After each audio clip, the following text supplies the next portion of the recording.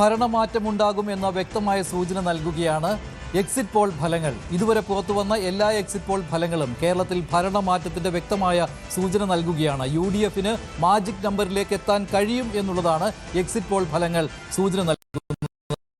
അതേസമയം LDFന് ചില സർവേകൾ, ചില എക്സിറ്റ് പോളുകൾ ഒരു നെക്ക് ആൻഡ് നെക്ക് ഫൈറ്റിന്റെ ഒരു സാഹചര്യം കൂടി പറയുന്നുണ്ട്. അതായത് LDFന് വേണമെങ്കിൽ സർക്കാർ രൂപീകരിക്കാം, പക്ഷേ അത് ഉറപ്പായ കാര്യമല്ല. അവിടെ UDFന് തന്നെയാണ് കൃത്യമായ മേൽക്കൈ എന്നാണ്. ഒരു എക്സിറ്റ് പോൾ ഫലങ്ങൾ പോലും LDF ഭരണത്തിൽ തുടരുമെന്ന് പറയുന്നില്ല. നമ്മൾ ഇതിനകം 7ഓളം എക്സിറ്റ് പോൾ ഫലങ്ങൾ കണ്ടു കഴിഞ്ഞു. വോട്ട് വൈബ് അടക്കം 7ഓളം എക്സിറ്റ് പോൾ ഫലങ്ങളിൽ ഒരു എക്സിറ്റ് പോൾ ഫലം പോലും LDF അധികാരത്തിൽ തുടരുമെന്നും പിണറായി കേരളത്തിന്റെ 3ാമത്തെ മുഖ്യമന്ത്രിയാകുമെന്നും പറയുന്നില്ല. പക്ഷേ എല്ലാ സർവേ ഫലങ്ങളും UDF അധികാരത്തിലെത്തും എന്നാണ് പറയുന്നത്. നെക്ക് ടു നെക്ക് ഫൈറ്റ് എന്ന് പറയുന്ന 4ഓളം എക്സിറ്റ് പോൾ ഫലങ്ങളുണ്ട്.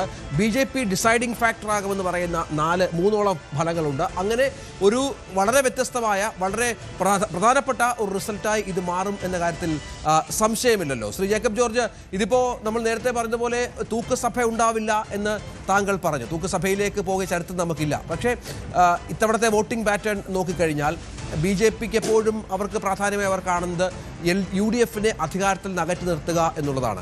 പല ഡീലുകളും ഇതുമായി ബന്ധപ്പെട്ട് സംഭവിച്ചിട്ടുണ്ട് എന്ന് UDF നേതാക്കൾ ആദ്യഘട്ടം മുതൽ പറഞ്ഞ പശ്ചാത്തലമുണ്ട്. അപ്പോൾ വേണമെങ്കിൽ അങ്ങനെ ഒരു സാധ്യതയിലേക്ക് കൂടി നമുക്ക് ഒന്ന് ചിന്തിക്കാവുന്നതേ ഉള്ളൂ. ഈ ചില എക്സിറ്റ് പോൾ ഫലങ്ങളെങ്കിലും അത്തരം ചില സൂചനകൾ നൽകുന്നു. പലതും ശ്രീ ജേക്കബ് ജോർജ്, പല എക്സിറ്റ് പോളുകളും വലിയൊരു മാർജിനാണ് ഇട്ടിരിക്കുന്നത്. അതിന്റെ അർത്ഥം പ്രവചിക്കാൻ പോലും പറ്റാത്ത രീതിയിലുള്ള കാര്യങ്ങൾ സംഭവിച്ചിട്ടുണ്ട് എന്നാണ്. അപ്പോൾ ഈ പറയുന്ന ഡീലുകളും മറ്റും സംഭവിച്ചിട്ടുണ്ടെങ്കിൽ അത് അടിയൊഴുക്കുകളാണ് ഉണ്ടാവുക. അത് മുകളിലേക്ക് പ്രകടമായ കാര്യങ്ങളല്ല. അങ്ങനെ വരുമ്പോൾ ഈ ഒരു മാർജിൻ, ഒരു 10 സീറ്റിന്റെ മാർജിൻ, ഒരു 5 സീറ്റ് വ്യത്യാസം വന്നു കഴിഞ്ഞാൽ തന്നെ നേരെ തിരിയുമല്ലോ.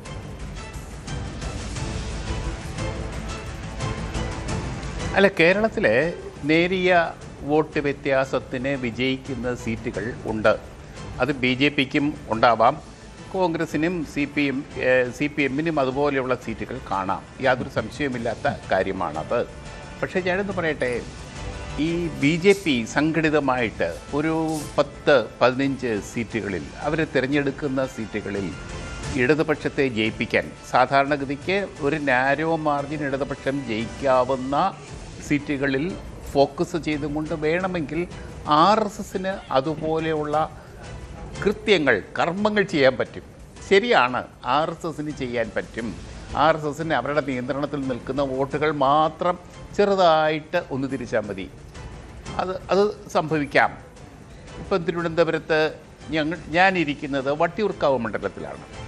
മുരളീധരൻ കോൺഗ്രസിൻ്റെ സ്ഥാനാർത്ഥിയാണ്, ജയിക്കുമെന്ന് വലിയ വിശ്വാസമുള്ള സ്ഥാനാർത്ഥിയാണ്. അതേസമയം V K Prakash sitting MLA ആണ്, ഇടതുപക്ഷത്തിൻ്റെ ഒരു താരശോഭയുള്ള MLA ആണ്, അവിടെ മത്സരിക്കുന്നു. അതെ, വി കെ പ്രശാന്ത് സോറി. അപ്പോൾ വി കെ പ്രശാന്ത് ഇവിടെ നിൽക്കുമ്പോൾ, ജയിക്കാൻ ആഗ്രഹിച്ചിരിക്കുന്ന, ജയിക്കുമെന്ന് കരുതപ്പെടുന്ന വി കെ പ്രശാന്ത് നിൽക്കുമ്പോൾ, ഇവിടുത്തെ വട്ടിയൂർക്കാവ് RSSന് വലിയ മുൻതൂക്കമുള്ള, BJPക്ക് മുൻതൂക്കമുള്ള, BJP ജയിക്കുമെന്ന് പറയുന്ന ഒരു സീറ്റാണ് വട്ടിയൂർക്കാവ്. പക്ഷേ ഇവിടുത്തെ സ്ഥാനാർത്ഥി DGP ശ്രീലേഖ ഇവിടെ ജയിക്കും എന്ന് അത്ര കണ്ട് വിശ്വസിക്കാനാവില്ല.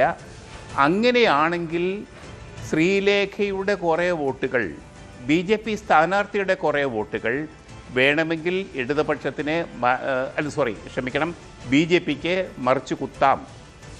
അങ്ങനെയാണെങ്കിൽ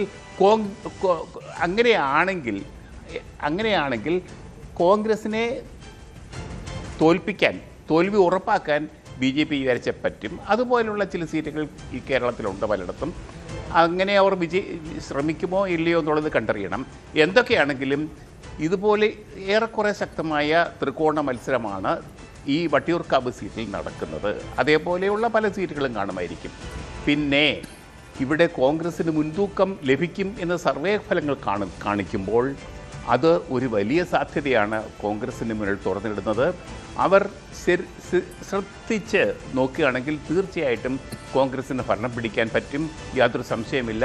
ഈ 90-100 സീറ്റുകളിലേക്ക് പോവില്ലെങ്കിലും നല്ല ഭൂരിപക്ഷത്തിൽ, കേവല ഭൂരിപക്ഷത്തിൽ കോൺഗ്രസിന് ജയിക്കാൻ പറ്റുന്ന സാഹചര്യം നൽകുന്ന സൂചനകളും അത് തന്നെയാണ്. ശ്രീ MS വേണുഗോപാൽ, ഇവിടെ ശ്രദ്ധിക്കേണ്ട കാര്യം, ഇപ്പോൾ വോട്ട് വൈബിന്റെ എക്സിറ്റ് പോളിൽ കൃത്യമായിട്ട് പറയുന്നുണ്ട് കന്നി വോട്ടർമാർ അല്ലെങ്കിൽ ചെറുപ്പക്കാരായ വോട്ടർമാർ അവരുടെ പിന്തുണ UDF-നാണ്. അതായത് ഒരു ഭരണമാറ്റം വേണമെന്ന് സംസ്ഥാനത്തെ യുവാക്കൾ ആഗ്രഹിക്കുന്നു, യുവജനത ആഗ്രഹിക്കുന്നു. അത് പ്രകടമാക്കിയിട്ടുണ്ട് ഈ തെരഞ്ഞെടുപ്പിൽ എന്നാണ്. അങ്ങനെ വരുമ്പോൾ അത് സ്വാഭാവികമായും UDF-നുള്ള ഒരു അംഗീകാരമാണ്. എക്സിറ്റ് പോൾ ഫലങ്ങളെ മറികടക്കുന്ന പ്രകടനത്തോടുകൂടി അധികാരത്തിൽ വരുവാൻ സഹായിക്കുന്ന ഒന്നുകൂടിയായിരിക്കുമല്ലോ അത്. തീർച്ചയായിട്ടും ഇതിനകത്ത് ജെൻഡർ, ഏജ് ഗ്രൂപ്പുകൾ വളരെ പ്രധാനമാണ്. അതിൽ ഏജ് ഗ്രൂപ്പുകൾ അധികവും UDF-ന് അനുകൂലമാണെന്ന് തന്നെ നമുക്ക് കാണാം. അത് കാണിക്കുന്നത് ഭരണവിരുദ്ധ വികാരം എല്ലാ തലത്തിലും ഒരുപോലെ പ്രതിഫലിച്ചിട്ടുണ്ട്. യുവാക്കൾക്ക് തൊഴിൽ സാധ്യത, മറ്റ് വിദ്യാഭ്യാസത്തിലെ പുരോഗതി, ഇങ്ങനെയുള്ള കാര്യങ്ങളാണെങ്കിൽ മധ്യവർഗത്തിന് സമാധാനപരമായ ജീവിതം, അങ്ങനെയുള്ള കാര്യങ്ങൾ പിന്നെ സീനിയർ സിറ്റിസന് പലപ്പോഴും അവരെ അവഗണിക്കുന്നു എന്നുള്ള ഒരു സത്യം. ഇതൊക്കെ അവരുടെ പെൻഷൻ അതുപോലുള്ള കാര്യങ്ങളിലൊക്കെയുള്ള ചില സംശയങ്ങൾ, ഇതെല്ലാം അവരെയും ബാധിച്ചിട്ടുണ്ട്. അതുകൊണ്ട് ഏതാണ്ട്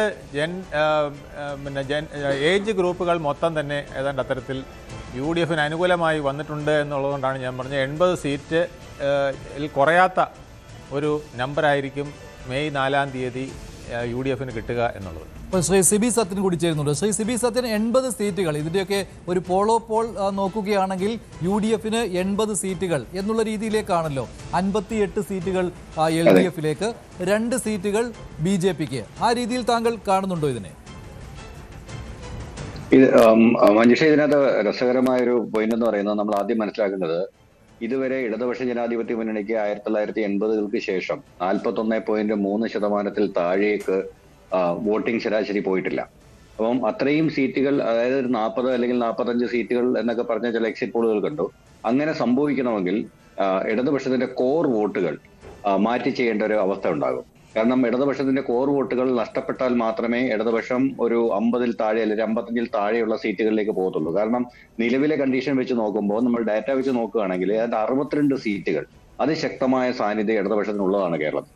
അപ്പൊ അതുകൊണ്ട് തന്നെ ഈ പറഞ്ഞ പോലെ കോർ വോട്ടുകളുടെ ചോർച്ച സംഭവിച്ചാൽ മാത്രമേ അതിൽ താഴോട്ടുള്ള അല്ലെങ്കിൽ 50 അല്ലെങ്കിൽ 55-ൽ താഴോട്ടുള്ള വോട്ടുകളുടെ സീറ്റുകളുടെ എണ്ണം വന്നു കഴിഞ്ഞാൽ അതിനർത്ഥം ഒരുപക്ഷെ കേരളത്തിൽ CPM നേരിടുന്ന ഏറ്റവും വലിയ, LDF നേരിടുന്ന ഏറ്റവും വലിയ വോട്ട് ചോർച്ച ഒന്നായിരിക്കും ഈ ഇലക്ഷനിൽ കാണുക എന്നുള്ളതാണ്.